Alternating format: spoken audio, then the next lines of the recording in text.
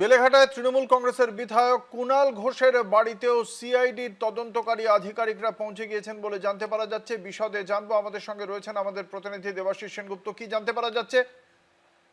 দেখো, বেড়েঘাটার বাসিন্দা বিশ্বজিৎ পটনায়ক গত 4 তারিখে 4 মে যখন ফলাফল বেরায় সেই রাত্রে নিহত হয়। তার বাড়িতেই অভিষেক বন্দ্যোপাধ্যায় এবং কুণাল ঘোষ গিয়েছিল, এক সাংবাদিক সম্মেলন করছিলেন এবং সাংবাদিক সম্মেলন করার সময় দেখা যায় যে সিআইডি অফিসাররা আসেন এবং 4 সদস্যের সিআইডি অফিসার তারা আসেন। তাদেরকে কুণাল ঘোষ বলেন যে উপরে বসার জন্য। তারপর তিনি সাংবাদিক সম্মেলন শেষ করে তিনি যায়। এখনো পর্যন্ত সিআইডি অফিসাররা কিন্তু কুণাল ঘোষের বাড়িতেই আছে। এই বিষয়ে কুণাল ঘোষকে জিজ্ঞেস করা হলে তিনি জানেন যে গত পরশুদিন সিআইডি অফিসাররা তার এসেছিলেন, তখন তিনি বাড়িতে ছিলেন না, তাই তার আজকে আসবেন বলেছিলেন এবং সেই মোতাবেক আজকে এসছে। কিন্তু যে সময়ের কিছুটা তারতম্য ঘটেছে, তিনি আসার তাদের সঙ্গে কথা বলার পরই জানতে পারবেন কি হয়েছে।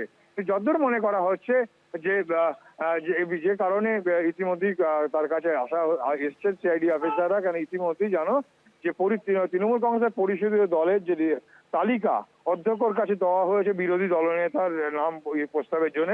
সেক্ষেত্রে বেশ কয়েকটি স্বাক্ষর নিয়ে কিন্তু ইতিমধ্যেই প্রশ্ন উঠেছে। যে প্রশ্নের পরিপ্রেক্ষিতে বিধানসভার অধ্যক্ষ তিনি অভিযোগ দায়ের করেছেন, সে সচিবকে জানিয়ে সচিব অভিযোগ দায়ের করেছে হেয়ার স্ট্রিট থানায় এবং সেই বিষয়ে তদন্ত করছে সিআইডি আধিকারিকরা এবং হেয়ার স্ট্রিট থানার অফিসাররা। এবং সেই মর্মে আমরা দেখেছি যে যেহেতু প্রথম চিঠিটা দিয়েছিল অভিষেক বন্দ্যোপাধ্যায় দলনেতা হিসাবে, বিরোধী দলনেতা হিসাবে নির্বাচিত করা হয়েছে শোভনদেব চট্টোপাধ্যায়কে, সেই মর্মে সিআইডি অফিসাররা কিন্তু অভিষেক বন্দ্যোপাধ্যায়ের কাছেও গিয়েছিল, কিন্তু সেখানে তাকে পায়নি। যতদূর সম্ভব আমরা যতদূর জানতে পারছি তাকে হয়তো ভবানী ভবনে ডেকেছে অভিষেক বন্দ্যোপাধ্যায়। পাশাপাশি কুণাল ঘোষ যেহেতু তিনি বেলেঘাটে তিনি একজন বিধায়ক এবং সেক্ষেত্রে দাঁড়িয়ে কুণাল ঘোষ এর আগে বক্তব্য রেখেছিলেন এই বিধানসভায় বিরোধী দলনেতা প্রসঙ্গ নিয়ে। তিনি বারবার যেটা বলেছিলেন যে বিরোধী দলনেতার তাদের সংখ্যা থাকলেও যে সংখ্যক দরকার বিরোধী দলনেতার মর্যাদা পাওয়া যায় তার থেকে অনেক বেশি সংখ্যক আছে, তারপরে তাদেরকে কিন্তু এই বিরোধী দলনেতার মর্যাদা দেওয়া হচ্ছে না। অর্থাৎ সেক্ষেত্রে দাঁড়িয়ে তার কাছেও কিন্তু জিজ্ঞাসাবাদের জন্য হয়তো